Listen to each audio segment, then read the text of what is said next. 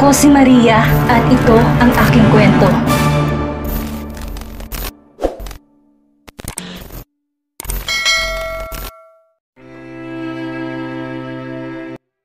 Gustong isipin ni Harleen na hindi totoo ang narinig niya, na sinasabi lang ito ng ate niya para saktan siya. Hinintay niyang sabihin ni Fernan na huwag maniwala sa kapatid niya, ngunit hindi nito ginawa. Paano nagawa sa'yo? Puno ng sarkasmo na tumawa si Ines. Hindi mo na kailangan itanong, Harleen. Kailangan ko pa bang ulitin? Kasasabi ko lang, bobo at utu-utu ka kasi. Akala ko pa naman tatagal ka, pero hindi pala. Ang dali mong nahulog sa bitag namin ni Fernan. Shit, will you shut up? Hindi nakatiis si Almaro sa pang-iinsulto nito sa dalaga. Pwede pa? Huwag kang makialam. Sino ka ba sa akala mo? Bakit, inuuto mo rin ba ang babaeng to? Tiningnan ni Ines si Harleen mula ulo hanggang paa. Well, hindi kita masisisi. Utu-uto naman kasi talaga ang babaeng to. Huwag niyo akong igaya sa inyo ng gago mong nobyo na manggagamit. Gusto man nasaktan ni Almaro si Fernan na naigang pag-aalala niya kay Harleen, na ngayon ay tulala habang lumuluha. Ginamit ito ng sariling kapatid para magkaanak. Anong akala nito sa dalaga? Hayop na pwedeng palahian? Mga salbahing nilalang. Nabibingi si Harleen. Wala siyang marinig kundi ang mahina niyang pag-iyak. Wala din siyang makita dahil sa mga luha niya na nag-uunahan sa pagpatak. Bakit ate? Bakit nagawa mo sa akin to? Alam ko naman na hindi mo ko matanggap. Pero sapat na gawin mo sa akin to? Kapatid mo pa rin naman ako. Kaya bakit mo nagawa sa akin to? Lalo lamang nadurog sa sagot nito. Dahil hindi kita tinuring na kapatid ni minsan, Harleen. Anak ka lang ng kung sino-sinong babae. Kaya bakit kita ituturing na kapatid? Saka, hindi lang naman kami ang nagplano ni Fernan. Alam din nila papa at mama ang tungkol dito. Hindi. Lalong nadurog ang puso ni Harleen sa sinabi nito. Tamang narinig mo, Harleen. Alam nila papa ang tungkol dito. Pumayag sila dahil hindi naman anak ang turing nila sa'yo. Lalo na si papa. Hindi kanya mahal at hindi itinuring na anak. Dahil para sa kanya, wala kang pinagkaiba kay Sharon. Para lang kayong bagay na itinabi at ginamit na pwedeng pakinabangan. Ines, stop it. Tumigil ka na. Inis na bumaling si Ines sa nobyo. Sinasabi ko lang to sa kanya para matauhan siya. Kapatid? My God! Kung alam mo lang kung gaano ko nasusuka sa tuwing tinatawag mo kong ate. Nakakakilabot at nakakadiri, Harleen. Hindi ko kayo tanggap ni Sharon. Hindi ko kayo matatanggap. Ngayon malinaw na kay Harleen kung bakit sinasabi nila Tanya na bagay sila Fernan at Ines sa isa't isa. Malinaw na rin sa kanya kung bakit binalaan siya ni Aling Marcela. Tama ito, masamang tao si Fernan. Harleen, please, mag-usap tayo. Magpapaliwanag ako. Oo, inaamin ko na plano namin yun ni Ines. Pero, tinabig niya ang kamay nito na magtangka itong hawakan siya. Gamit ang nanginginig na kamay, ay pinahid niya ang luha niya. Halata ang pagkabigla sa mukha ni Fernan. Nang tingnan niya ito ng puno ng galit ang mata. Sobrang napupuot siya sa binata. Umaapaw sa pagkamuhi ang puso niya. Huwag na huwag mo kong hahawakan. Dahil nakakadiri ka. Nakakadiri kayong dalawa. Harleen! Ni minsan ay hindi nakadama ng takot si Fernan sa buong niya. Ngunit ngayong nakatingin ang puno ng pagkamuhi si Harleen sa kanya, ay nakadama ang binata ng walang katumbas na takot. Nang humakbang palapit si Fernan kay Harleen, ay umatras ang dalaga. Luhaan man, ay matapang niyang sinalubong ang mga mata nito na ngayon ay sumasamo sa kanya. Kasinungalingan, ang lahat ng ipakita ni Fernan ay hindi totoo. Sinungaling ito, manluloko at manggagamit. Wala itong kasing sama at kasing lupit. Ngit-ngit na ngit-ngit si Ines. Nang makita nito na lalapitan pa ni Fernan si Harleen, ay pinigilan niya ito sa braso. Babe! Naumid ang dila nito nang tingnan ito ng madilim ni Fernan. Napakadilim ng tingin ng binata, na kahit sino ay matatakot at mapapaatras. Bumaling si Fernan kay Harleen. Gusto itong hawakan ng binata sa kamay, ngunit humarang na si Almaro sa kanya. Hindi mo ba narinig ang sinabi ni Harleen? Ang sabi niya, huwag mo siyang hawakan dahil nakakadiri ka. Tinulak ni Almaro si Fernan palayo sa dalaga. Mukhang dito na magtatapos ang kompetisyon natin, Fernan. Dahil mukhang panalo na ako ngayon. Hayop ka? Umalis ka sa harapan ko dahil hindi ikaw ang kinakausap ko. Sinubukan ni Fernan na lapitan ang dalaga, Ngunit napahinto ito nang marinig ang sinabi ni Harleen. Daig pa ng binata ang sinikmuraan sa sinabi nito sa kanya. Pinagsisisihan ko na minahal kita, Fernan. Sana hindi na lang kita pinapasok sa buhay ko. Sana dumating ang araw na makahanap ka ng katapat mo. Yung tao na hahanapin mo at kababaliwan mo. Yung taong luluhuran mo para magmakaawa na bumalik sa'yo. Makarma ka sana sa lahat ng ginawa mong pananakit sa damdamin ko. Makarma sana kayo sa ginawa niyong paggamit sa akin. Garalgal na sumpa ni Harleen na may kaakibat na sakit at galit. Sana hindi na tayo magkita pa kahit kailan. Walang katapusang sakit at parang dinudurog ang puso niya ng pino sa sobrang sakit. Akala niya ay si Fernan na, ang lalaking magliligtas sa kanya sa sakit na dulot ng pamilya niya. Ngunit nagkamali siya. Inalis siya ng binata sa hawla para gamitin at pakawalan. Papa, bakit? Pati ang papa niya ay nagawa siyang gamitin. Napakasakit. Bata pa lang siya ay naghangad na siya ng pagmamahal mula sa papa niya, sa pamilya nila.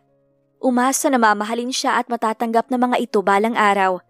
Pero hindi pala pagmamahal ang matatanggap niya, kundi libu-libong sakit. Ang ama na dapat na magprotekta sa anak ay isa pa sa dahilan kaya nasasaktan siya ngayon. Diyos ko, ano ba ang kasalanan na nagawa ko kaya palagi akong sinasaktan ng mga taong mahalaga sa akin? Naging masama po ba akong tao? Nagmahal lang naman siya at nagtiwala. Tama na! Tulong! Awatin niyo sila please! Fernan! Almaro! Tumigil na kayo! Habang naglalakad palayo ay narinig ni Harleen ang hiyaw ni Ines. Hindi siya lumingon at nagpatuloy sa paglalakad. Simula sa araw na to ay kakalimutan na niya si Fernan at tuluyan ng buburahin sa buhay niya. Magiging masaya siya sa tulong ng mga taong tunay na nagpapahalaga sa kanya. Kahit mahirap ay kakayanin niya. Ang mga demonyong katulad ni Fernan ay hindi dapat pinanghihinayangan. Tama lang na naalis na ito sa buhay niya. At simula ngayon, kakalimutan na niya ang sarili niyang pamilya. Ang pamilya na basura at gamit lamang ang tingin sa kanya. Hindi niya kailangan ng pamilyang kagaya nila. Dahil katulad din sila ni Fernan, napakasalbahe at masama, mga walang puso. Pinahid ni Almaro ang dugo sa gilid ng kanyang labi. Mula sa kalayuan, nakasunod siya kay Harleen na ngayon ay walang tigil sa pagluha. Ngayong araw dapat niya gustong sabihin sa dalaga ang totoo. Ngunit nagdesisyon siyang ipagpaliban muna ito. Kumuyom ang kamao ng binata. Paano nagawa ni Fernan at ni Ines na paglaruan si Harleen ng ganito? Malayo ito sa inakala niya na ginawang panakipbutas ang dalaga ng mga ito. Mas masahol pa sa hinala niya ang ginawa ng mga ito sa dalaga. 1 oras, 2 oras. Hindi natanda ni Harleen kung gaano kalayo ang nilakad niya. Wala siyang madamang pagod, kundi puro sakit lamang. Nang makakita ng bench ay umupo ang dalaga na hilam ng luha ang muka. Hindi niya alintana ang mga taong may pagtataka o awa na tumitingin sa nakakaawa niyang pag-iyak. Tumingin siya sa panyo na inabot sa kanya ni Almaro. Hindi niya alam na sinundan pala siya nito. Mukhang malubha ang pag-aaway nito at ni Fernan dahil putok ang gilid ng labi at isang kilay nito. Salamat. Tinanggap niya ang panyo. Nakakaawa ba ako? Hindi ito sumagot. Pagak siyang natawa. Bakit nga pala ako nagtatanong kung alam ko naman ang sagot? Tinuon niya ang paningin sa kalsada kung saan marami ang mga sasakyan na dumaraan. Kuya Almaro, utu-utu ba ako? Dama ni Almaro ang sakit at pait sa tinig ni Harleen. Hindi ka utu-utu. Hindi ka lang natuto agad. Malaki ang kaibahan nun, Harleen. Ang pagkakamali mo lang ay nagtiwala ka ng lubos sa taong katulad nila. Akala ko kasi iba siya.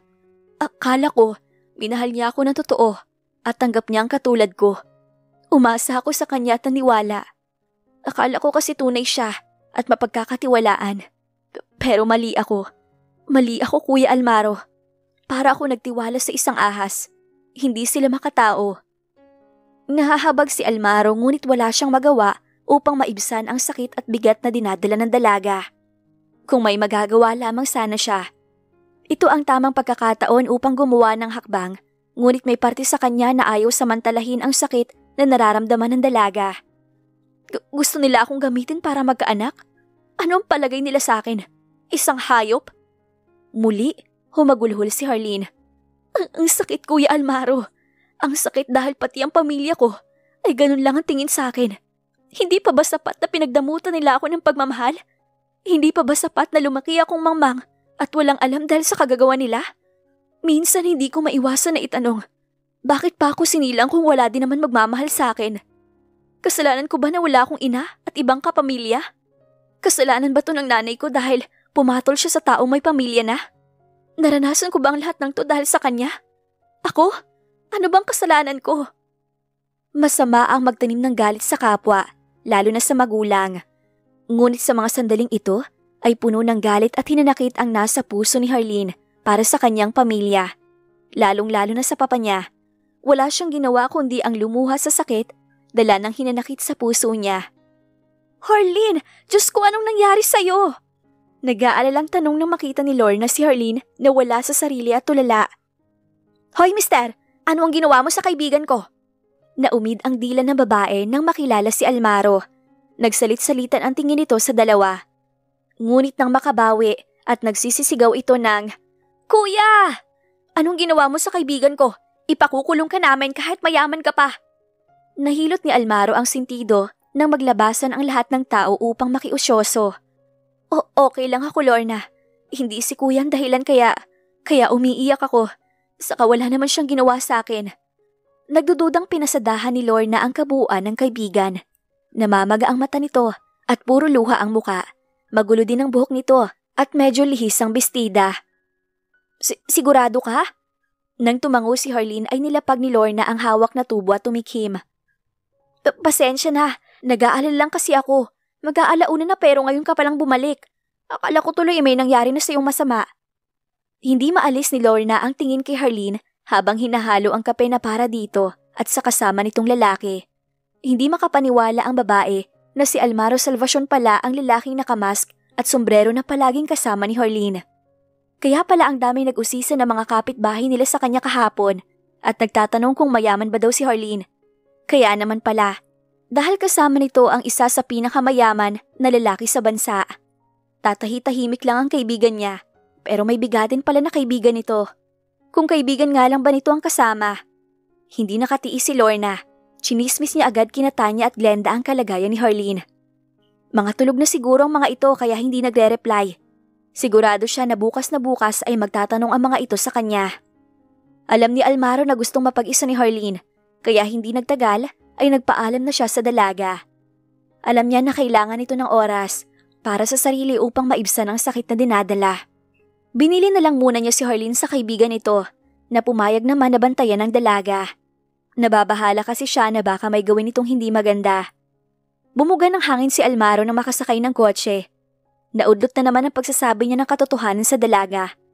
Tiyak ang binata na hindi ito magugustuhan ng abuelo ng dalaga. Kumunot ang noo ni Almaro nang makita na numero na matanda ang tumatawag sa kanya. Mukhang hindi pa ito natutulog at naghihintay ng magandang balita mula sa kanya. Ano ang idadahilan niya na hindi niya nasabi dahil sinaktan ni Fernan ng apo nito? Pinilig niya ang ulo. Hindi niya pwedeng sabihin sa matanda ang totoo dahil tiyak na magagalit ito at maaapektuhan ang kalusugan nito. Bumuntong hininga si Almaro bago sinagot ang tawag nito. I'm sorry, Lolo, but something happened. Katulad ng inasahan ng binata. Nagalit ang matanda. Hindi na ako makakapaghintay pa, Almaro. Masyado na maraming nasayang na oras. Ako na mismo magsasabi sa apo ko ng katotohanan. Batid ni Almaro ng mga sandaling ito na wala nang makakapigil sa matanda. Kilala niya si Lola Luther. Hindi na ito mapipigilan pa sa ngayon. Tumiim ang bagang ni Almaro nang maabutan si Lucy na naghihintay sa labas ng pad niya. Nalaman na pala nito kung nasaan siya. Nagliwanag ang mukha nito na makita siya. Almaro, I'm glad you're home. Nawala ang ngiti sa labi nito nang itulak ito ng binata palayo. Hindi pa ba malinaw sa iyong lahat, Lucy? Oo, Almaro.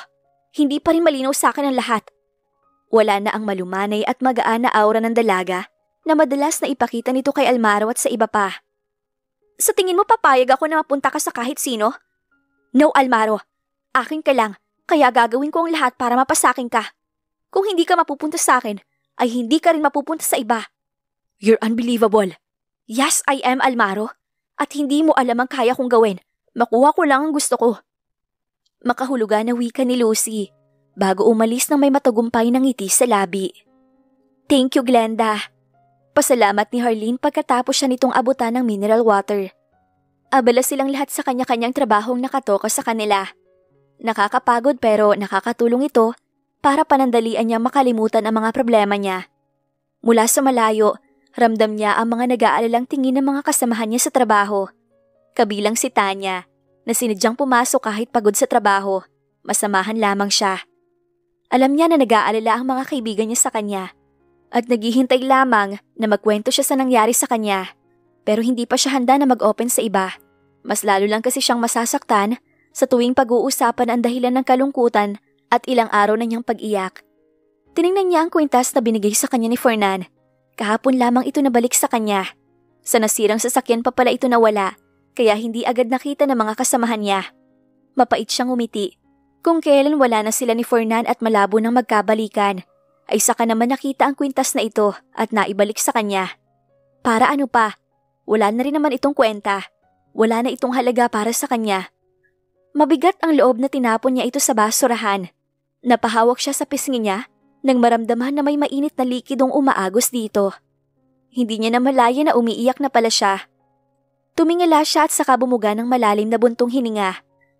Pinangako niya na hindi na siya iiyak, pero heto, hindi niya magawa. Hanggang ngayon ay nasasaktan siya kapag naaalala ang sinapit niya sa kamay ng mga taong mahalaga sa kanya. Pagkatapos ng trabaho ay may 3 days silang off lahat. Wala na daw kasi silang pahinga, sabi ni Sir Conrad nitong mga nakaraan, kaya kailangan nila na mag-unwind. Tuwang-tuwa ang lahat dahil hindi lang sagot ni Sir Conrad ang iinumin nila. Bayad din ang 3 days na walang pasok nila. Nagkakantahan at nagkakasiyahan ang lahat habang nagiinuman. Kinantsawan din nila si Drew at Glenda na ngayon ay magkasintahan na. Sinubukan niyang aliwin ang sarili niya at alisin sa isip niya ang bigat ng kalooban niya, pero hindi niya magawa. Hindi na siya nakadama ng inggit ngayon kay Glenda. Hindi katulad nung una. Nakakatawa dahil wala siyang makapa na pagkamis kay Fernan. Galit at pagsisisi lang ang nararamdaman niya ngayon sa tuwing naaalala niya ito. Para nga pala ito sa kaibigan namin na mabigat ang dinadala. Napaangat siya ng tingin kay Lorna. Ang lahat ng kasama niya ay nakatingin na sa kanya ngayon. Pero walang awas sa mga mukha ng mga ito, kundi nakangiti ang mga ito sa kanya na parang sinasabi na, "Kaya mo yan, Harleen. Gaano man kabigat ang dinadala mo, alam namin na kayang-kaya mong lagpasan to." Napasimple lang na sinabi ni Lorna, pero tumagos ito sa puso niya dahil alam niyang para ito sa kanya. Hindi niya mapigilan na hindi maluha. Naramdaman niya na hinahaplos ni Tanya ang likuran niya at nakahawak naman sa balikat niya si Glenda. Sabi na nga ba, para sa kanya ang mga sinabi ni Lorna sa kanya. Tiyak mo lang ang lahat, Harleen. Balang araw ay makakalaya ka din sa sakit. Masakit man ngayon, sa mga susunod na araw ay hindi mo namamalayan na naka-move on ka na pala. Sana nga tama ang sinabi ni Tanya. Sana nga ay dumating ang araw na sinasabi nito. Dahil ayaw niyang masira ang gabi nila nang dahil lang sa kanya, ay tinaas niya ang inabot ni Lorna sa kanyang mug beer. Cheers para sa mga taong matatapang at kayang lagpasan ang lahat ng pagsubok sa buhay. Cheers! Napangiwi sa pait ng beer nang uminom siya.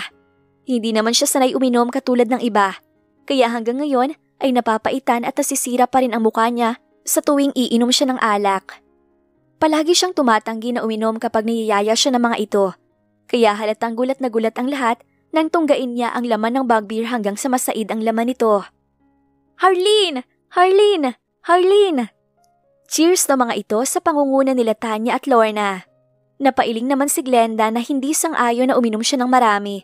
At dahil hindi siya sanay uminom ng alak, ay madaling umikot ang paningin niya. Lasing na yata siya dahil naging dalawa na ang lahat sa paningin niya. At para siyang nakalutang. Ganito ba ang pakiramdam kapag sobrang lasing na? Isa pa, Nang may makita siyang beer sa bote ay dito na siya tumunga. Lalong umikot ang paligid niya nang maubos niya ang laman nito. Patay! Nakalimutan ko, magkikita nga pala kami ni Kuya Almaro ngayon. Aniya sabay kuha ng sling bag niya. Harleen, saan ka pupunta? Pinigilan siya ni Tanya sa braso. Lasing ka na. Wait, ihahatid na kita. Salamat na lang pero magkikita pa kami ni Kuya Almaro. Natampal nito ang noo. Makikipagkita ka pala pero nag-inom ka? Basta hintayin mo ko. Magpapaalam lang ako kay Sir Conrad. Nito bago siya iniwan sandali. Lumabas muna siya ng karaoke bar. Ilang beses pa siyang nabangga dahil hindi na niya kayang tumayo. Napahawak siya sa pisngi nang maramdaman na may tumama sa mukha niya na matigas na bagay. Kahit lasing siya ay nakadama siya ng sakit. Pag-angat niya ng tingin ay nakita niya na may babaeng nakatayo sa harapan niya. Kilala ba kita? Imbis sagutin siya, tumalim ang mata na tumingin ito sa kanya. Wow, no witch! Pero ikaw, kilalang kilala ko. Sigaw nito sabay hampas ng bag sa mukha niya. How dare you steal him from me? Malandi ka? Mga agaw ka? Sigaw ni Lucy. Sigurado dala ng nainom at sakit ng hampas nito ay hindi na kontrol ni Harleen ang sarili niya. Gumanti siya dito ng hampas. Paulit-ulit niyang hinampas ang sling bag niya sa mukha ng kaharap. Mang-aagaw? Natawa siya na parang nahihibang na. Wala siyang inaagaw. Wala siyang ginawa ng masama. Kaya ang kapal na mukha ng babaeng to, napagbintangan siya ng mga agaw. Muli niya itong hinampas ng sling bag sa mukha. Itong bagay sa'yo. Kanina pa naghihintay si Almaro kay Harleen kasama si Lolo Luther. Ngunit 2 oras na ay wala pa rin ito. Ngayon lamang nahuli ang dalaga sa usapan nila, kaya hindi maiwasan na binata na mag-alala. Nag-aalala ako kay Harleen Almaro. Mabuti pa ipuntahan mo na siya. Ani ng matanda na may pag-aalalang nakabalatay sa muka. Masusunod po, Lolo. Ani Almaro bago umalis. Bago sumunod, tumingin muna si Ricky kay Alvin at tumango. Naunawaan naman ng lalaki ang ibig sabihin ng tiyuhin, at iyon ay bantayan ng chairman. Tumingin si Harleen sa babaeng kaharap na hanggang ngayon ay nagwawala pa rin at gusto siyang saktan sa kabila ng pag-awat sa kanila ng mga pulis. Narito na sila ngayon sa police station. Pinag-aayos sila ng mga ito. Pero ayaw pumayag ng babae. Ginigiit nito na siyang nanguna, kaya magsasampa daw ito ng kaso. Hoy! Napakasinungaling mo babae ka? Hindi magagawang manguna ni Harleen, kaya wag kang sinungaling. Saka may nakakita na ikaw ang unang nanghampas ng bag sa muka. Humawak siya sa ulo niya. Ang ingay kaya lalo siyang nahihilo. Parang masusuka pa nga siya dahil nagsisimula ng umikot ang sikmura niya. Huwag kang mag-alala, Harleen. Tumawag na ako kay Sir Fernan para tulungan tayong lumabas. Kung noon ay natutuwa siya kapag naririnig ang pangalan ni Fernan, ngayon ay wala siyang makapanatuwa. Sumulak ang dugo niya nang marinig ang pangalan ng binata. Miss, saan ka pupunta? Hindi ka pwedeng umalis. Harleen, sandali! Hindi niya nilingon ang mga ito. Kailangan niyang umalis bago pa dumating ang lalaking hindi niya gustong makita. Harleen! Pero huli na. Dumating na ito at naabutan siya. Nagpanggap siyang walang narinig at nagpatuloy sa paglalakad. Ngunit hindi pa siya nakakalayo, ay naramdaman niya ang pagpigil ng kamay nito sa braso niya. Bitiwan mo ko! Di ba sinabi ko sa'yo na wag mo akong hawakan? Tinabig niya ang kamay ng binata. Nang subukan ito na hawakan siyang muli, ay malakas niya itong sinampal. Sabing wag mo akong hawakan dahil nakakadiri ka. Naririnig mo ko? Ang sabi ko, nakakadiri ka. Nakakadiri kayo ni ate. Nakakasuka kayong dalawa. Wala siyang pakialam kung nasa harapan sila ng istasyon ng pulisya. Galit na galit siya at hindi niya makontrol ang sarili niya. Namumuhi siya kay Fernan. Ayaw niya itong makita. Nabubuhay ang sakit at galit sa puso niya. Makita lamang niya ito. Ano kaya ang gagawin ni Almaro kapag nalaman ang nangyari kay Harleen? At ano kaya ang buhay na naghihintay kay Harleen kapag nalaman niya kay Almaro ang tunay niyang pagkatao?